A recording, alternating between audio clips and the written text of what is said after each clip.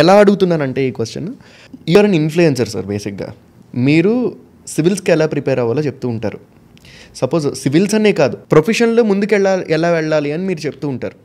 ముందుకెళ్ళే ప్రాసెస్లో ఇలాంటి ఫెయిల్యూర్ ఏమైనా ఎదురైతే ఎలా డీల్ చేయాలి రెండింటిని, అది నా క్వశ్చన్.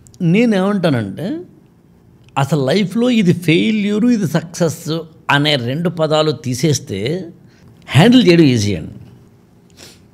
పెళ్ళైతే సక్సెస్ అనుకుంటే, పెళ్ళైతే అనట్లే 1 minute ఎనీథింగ్, పెళ్ళైతే సక్సెస్ అనుకుంటే, పిల్లలు పుట్టడం సక్సెస్ అనుకుంటే, దాన్ని సెలబ్రేట్ చేసుకుంటే, అప్పుడు ఇది ఫెయిల్ అయితే, బ్రేక్ అయితే ఏడుపు కొట్టు మొహం వస్తున్నాను. ఇప్పుడు తీసేయండి, పెళ్ళి గొప్ప నువ్వేమీ సాధించిందేం కాదు, పిల్లల్ని కనడం కూడా పెద్ద నువ్వేమీ సాధించిందేం కాదు, ఇట్ ఈజ్ ఎ హ్యాపెనింగ్. నీ లైఫ్లో ఒక పార్ట్గా ఇది జరిగింది. ఆ పార్ట్లో నీ యొక్క రోల్ మారుతున్నప్పుడు రెస్పాన్సిబిలిటీస్ని నువ్వు హ్యాండిల్ చేయడమే గొప్ప విషయం అవుతుందేమో తప్ప మరొకటి కాదు. సో అందుకని ఇది ఎప్పటికైనా ఫెయిల్ అయ్యే అవకాశం కూడా ఉంది.